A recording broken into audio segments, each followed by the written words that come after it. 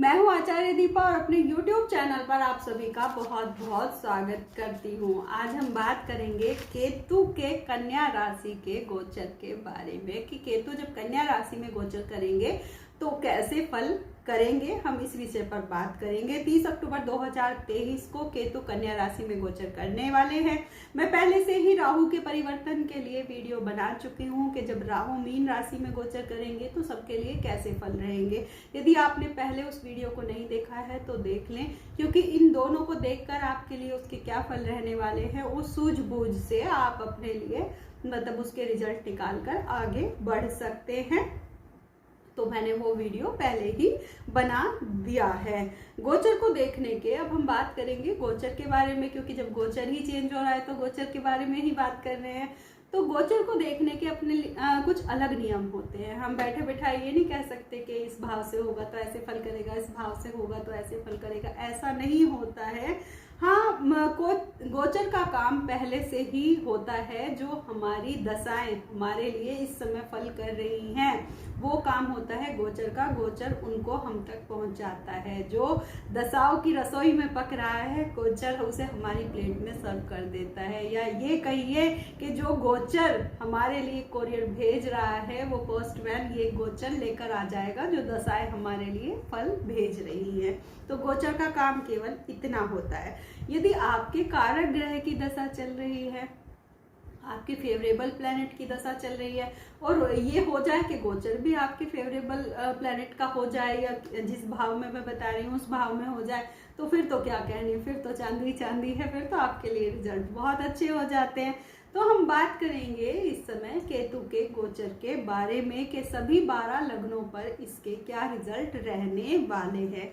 जैसा कि हम सभी जानते हैं कि राहु और केतु हमेशा उल्टी चाल चलते हैं, वक्री भी होते हैं दोनों हमेशा ही और दोनों उल्टी चाल चलते हैं। फिलहाल तो राहु मेष में और केतु तुला में विराजमान है, लेकिन 30 अक्टूबर 2023 को राहु मीन में और केतु कन्या राशि में स्थानांतरित हो जाएंगे।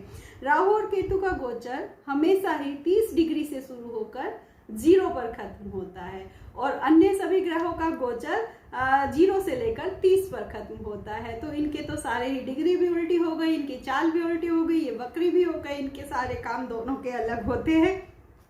केतु तुला से निकलकर कन्या में प्रवेश कर जाएंगे 30 अक्टूबर को। तो क्या प्रभाव करेंगे? गोचर देखने के अपने दो अलग तरीके होते हैं। हम कैसे देखते हैं? एक तो हम लग्न से देखते हैं, दूसरा हम चंद्र से देखते हैं। यदि हम लग्न से गोचर को देखते हैं तो एक बात का हमेशा ध्यान रखना चाहिए कि शनि राहु केतु जब इनके गोचर को हम लग्न से देखते हैं और यदि इनका जो गोचर है आपके पहले भाव से, तीसरे भाव से, चौथे से, छठे से, 10वें, 11वें से गुजरता है तो ये ज्यादा अच्छे फल करता है। इन बातों का हमें ध्यान रखना चाहिए। लेकिन वहीं अगर हम चंद्र गोचर से देखते हैं तो ये तीसरे, छठे और 11वें से अच्छा माना जाता है। तो बाकी भाव में थोड़े से कम रिजल्ट अच्छे मिलते हैं। तो चलिए हम लग्नों के बारे में बात करते हैं कि सभी 12 लग्नों पर इस गोचर के क्या प्रभाव रहने वाले हैं।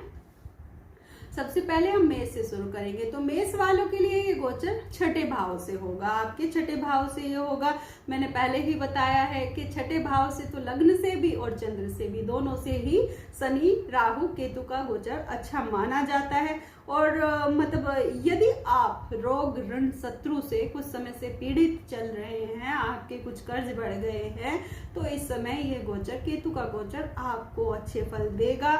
लेकिन ननिहाल पक्ष में थोड़ी समस्या हो सकती है।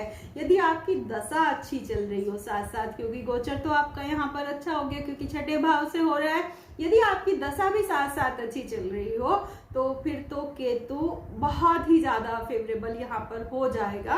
दशा का भी थोड़ा सा ध्यान आपको रखना है। आपको एक चीज का और ध्यान रखना है, आपको अपने मन को भटकने नहीं देना है। थोड़ी सी डिसिप्लिन लाइफ आपको जीनी है। अपनी तरफ से कोई लापरवाही आपको नहीं करनी है।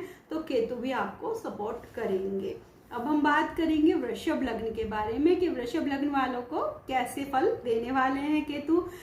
वृषभ लग्न वालों के लिए गोचर आपके पंचम भाव से होगा। तो लग्न से जो पंचम, जब हम लग्न से गोचर देखते हैं तो पंचम से थोड़ा सा अच्छे फल नहीं होते हैं इन 3 ग्रहों के, लेकिन वहां सामने बैठकर राहु भी तो देख रहे हैं, वो 11वें भाव से इस गोचर को देख रहे हैं, तो इतना खराब आपके लिए नहीं होगा। लेकिन छोटी छोटी समस्याएं तो फिर भी केतु जहां बैठे हैं वहां तो थोड़ी सी समस्याएं देंगे। यदि आप पढ़ने वाले हैं तो पढ़ाई में कुछ बाधाएं आपकी हो सकती है।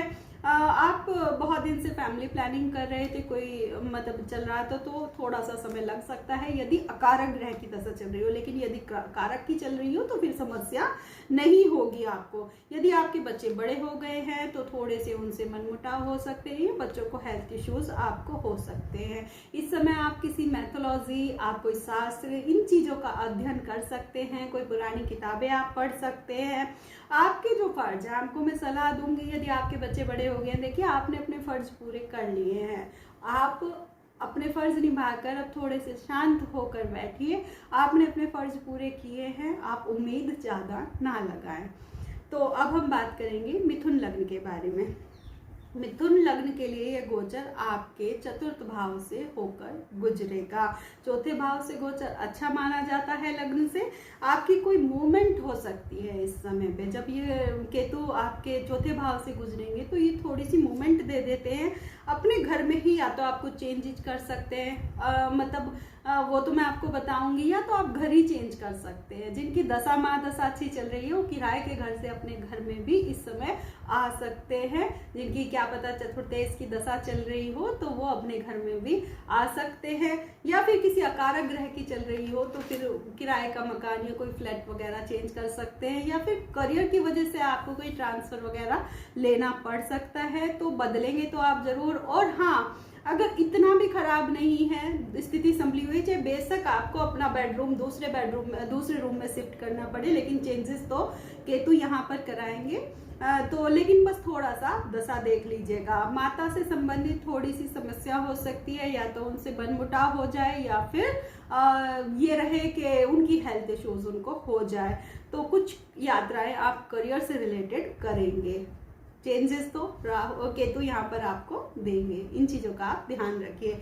अब हम बात करेंगे कर्क लग्न के बारे में। तो कर्क लग्न वालों के लिए जो गोचर है आपके तृतीय भाव से होगा।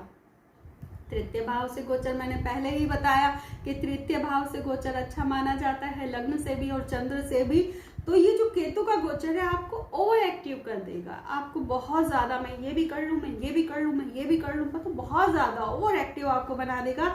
आप अपना काम बहुत ही मेहनत और लगन से करेंगे, मतलब कुछ हद से ज्यादा ही मेहनत आप करेंगे। आप इस समय ज्यादा से ज्यादा अपने हाथों का इस्तेमाल करेंगे, जिन चीजों में आप हाथों के कारीगर हो सकते हैं, आप कुछ भी हो सकते हैं, आप लेखक हो सकते हैं, आप पेंटर हो सकते हैं, आप कोई स्पोर्ट्समैन हो सकते हैं जो कुछ इस तरह का, आप कोई म्यूजिशियन हो सकते हैं जो कोई वाद्य यंत्र बजाते हो। तो इन दिनों आप बहुत ज्यादा इन चीजों को आगे लेकर आएंगे। आपने जिद्दी स्वभाव, आपको ध्यान देना है, बस थोड़ा सा अपने जिद्दी स्वभाव और बिना सोचे समझे किए गए कामों से आपको बचना है। थोड़ा सा सोच समझ के ही कामों में आगे बढ़ना है, आपको दिशाहीन नहीं होना है, क्योंकि केतु की सर नहीं है, केतु का केवल धड़ है, तो दिशाहीन नहीं होना है। मेहनत कर रहे हैं, बहुत अच्छी बात है, इस चीज का आपको ध्यान रखना है। अब मैं बात करूंगी सिंह राशि के बारे में, सिंह लग्न के बारे में।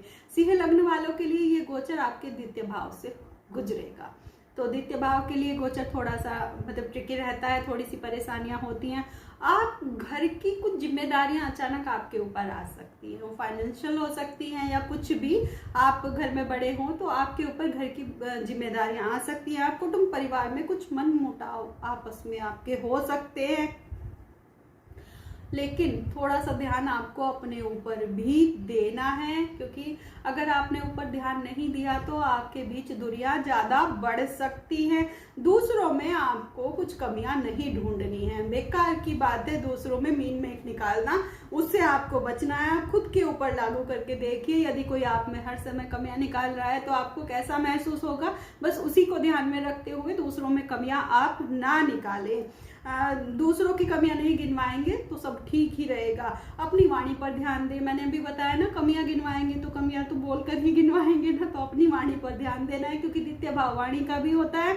तो आपकी वाणी घर परिवार में समस्या खड़ी कर सकती है। इस बात का आपको ध्यान रखना है। अगर आपके ऊपर घर की जिम्मेदारियां कुछ आ भी गई हैं, ईश्वर ने इस समय आपको कुछ जिम्मेदारियां दी हैं, तो उनसे बचिएगा नहीं, क्योंकि राहु और केतु जो होते हैं ना, वो हमारे पिछले जन्मों का कुछ कर्जा चुकवाने के लिए आते हैं द्वितीय भाव में। तो उन जिम्मेदारियों को आप खुशी खुशी निभा दीजिए।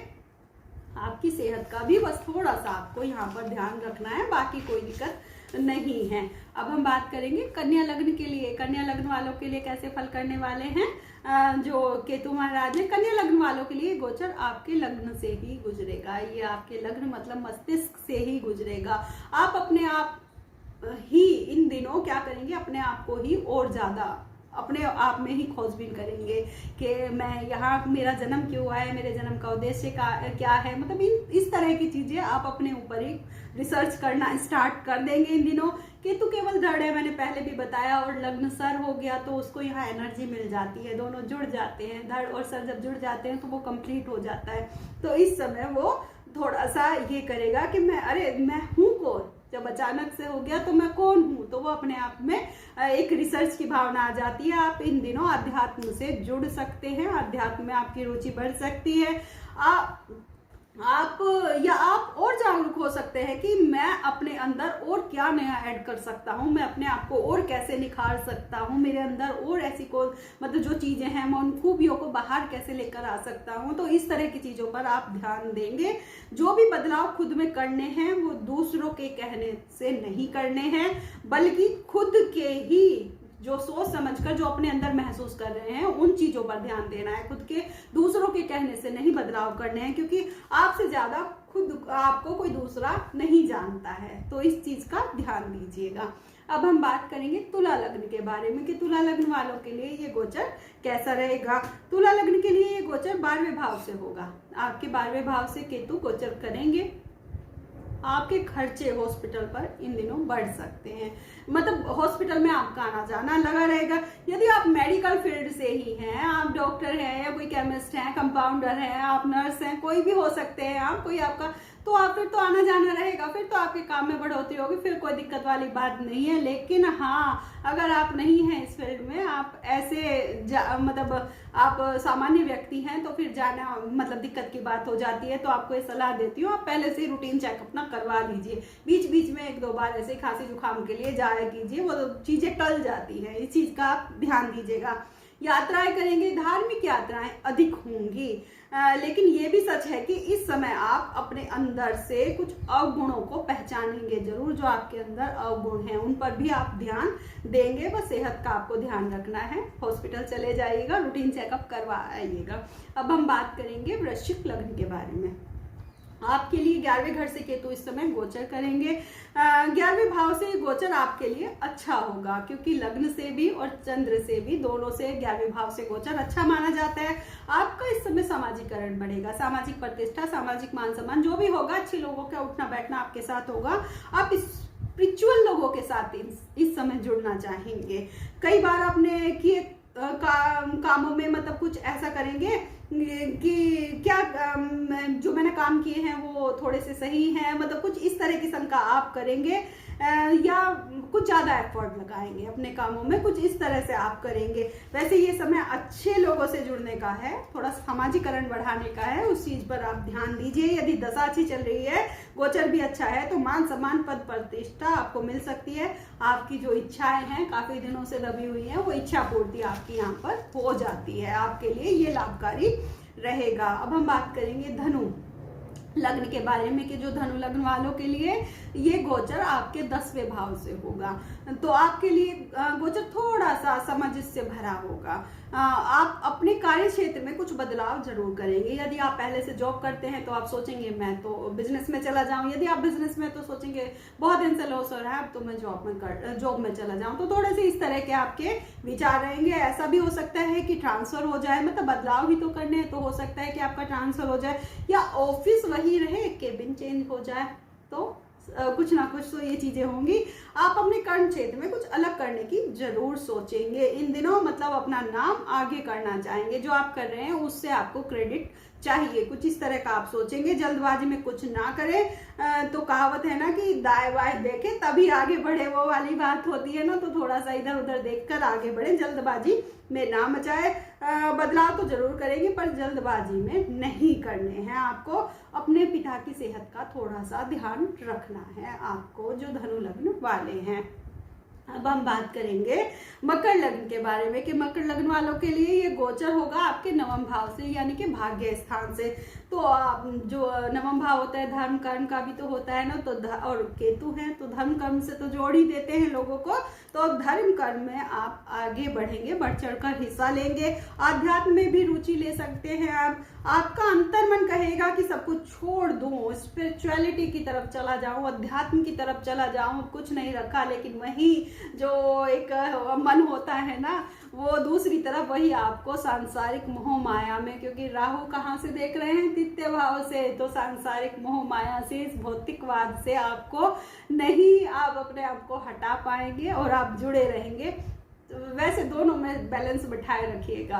धार्मिक भी होना जरूरी है और भौतिक होना भी जरूरी है, वो क्योंकि हम सामान्य इंसान हैं, हम उस तरह के हैं। तो दोनों तरीके से ही आपको लाभ उठाने हैं। अब हम बात करेंगे कुंभ लग्न के बारे में। कुंभ लग्न वालों के लिए ये गोचर 8वें भाव से होगा। केतु का ये गोचर 8वें भाव से होगा। तो आपको सेहत संबंधी समस्याएं हो सकती है इन दिनों। कोई सर्जरी आपकी कोई पहले से ड्यू चल रही थी तो वो इस समय हो जाएगी। लेकिन साथ साथ आप अध्यात्म से, ज्योतिष से, शास्त्रों के अध्ययन से जुड़ेंगे जरूर इन दिनों आप करेंगे। यदि आप किसी सिक्रेटिव वर्क में हैं, कोई मतलब या तो आप PhD वगैरह कर लेंगे इन दिनों, उससे आपका बहुत दिन से ड्यू चल रहा था, या आप किसी सिक्रेटिव वर्क में, खुफिया वर्क में होते हैं तो इन दिनों उससे आपको अच्छे लाभ होंगे। गाड़ी चलाते समय थोड़ी सी सावधानी रखने की आपको जरूरत है मकर वालों को, कुंभ वालों को। अब हम बात करेंगे मीन लग्न के बारे में। मीन लग्न के लिए ये गोचर 7वें भाव से होगा। आपके स्पाउस आध्यात्म से इन दिनों जुड़ सकते हैं, या आप ज्यादा से ज्यादा अध्यात्म से जुड़ सकते हैं। और आपका जो डिटैचमेंट, आपके मतलब पारिवारिक जीवन से थोड़ा सा डिटैचमेंट आप महसूस कर सकते हैं इन दिनों। अगर हो भी रहा है तो आप इस समय मतलब इन बातों को, अगर ऐसा डिटैचमेंट हो भी रहा है या आपके स्पाउस में थोड़ी सी दूरी आ रही है, तो इन बातों को, ये समय थोड़ा सा ऐसा है, इस समय को थोड़ा सा आप टाल दें। इन बातों पर आप ज्यादा ध्यान ना दें, थोड़ा सा इन चीजों को सोच समझ कर ही आप आगे बढ़े। अपने मन को थाम कर चले, कम्युनिकेशन गैप ना आने दें, अपने और अपने स्पाउस में कम्युनिकेशन ना खत्म होने दें, आप इसको बढ़ाए रखें। एक दूसरे को समझकर आप चले, अपने स्पाउस की बुराइयां नहीं ढूंढनी है इस समय। पार्टनरशिप में भी ज्यादा दिमाग ना लगाएं वरना रिश्ते बिगड़ सकते हैं। वहीं अब यहाँ का मीन लगन खत्म हो जाता है। अब मैं सबके लिए छोटी छोटी सी कुछ टिप्स दूंगी। आप सभी लग्नों के लिए ध्यान देने की जरूरत है कि केतु का गोचर कन्या राशि में होगा। तो इस समय जिस भी भाव से, जिस भी रिश्ते से, यदि आपके भाई बहन के रिश्ते से गुजरा, आपके कुटुंब परिवार से गुजरा, आपके स्पाउस से गुजरा, आपके ननिहाल से गुजरा, आपके कहीं से भी गुजरा, तो उस समय वो रिश्तों में थोड़ी सी दूरियां दे सकता है। इस मतलब मीन में एक निकालने वाली बात हो जाती है। तो कमियां नहीं ढूंढनी है किसी भी रिश्ते से, जिस भी रिश्ते के भाव से ये गोचर गुजरेगा। वरना किसी का बुरा, और ना किसी का बुरा करना है, ना किसी को बुरा बोलना है, ना किसी का बुरा सोचना है। इस चीज पर आपको ध्यान देना है। केतु के लिए भगवान गणेश जी की पूजा की जाती है। तो प्रत्येक बुधवार को आप गणेश जी के चरणों में दूर्वा चढ़ा सकते हैं। ये आप लोगों के लिए छोटे से उपाय हैं। और यदि मेरा वीडियो अच्छा लगा हो तो प्लीज इसको लाइक कर दीजिएगा। मेरा चैनल अभी नया है, ग्रो कर रहा है, तो चैनल को सब्सक्राइब कर दीजिएगा। मेरी पूरी कोशिश रहती है कि ज्यादा से ज्यादा अच्छी जानकारी मैं आप तक पहुंचा सकूं। और वीडियो देखने के लिए आप सभी का बहुत बहुत धन्यवाद।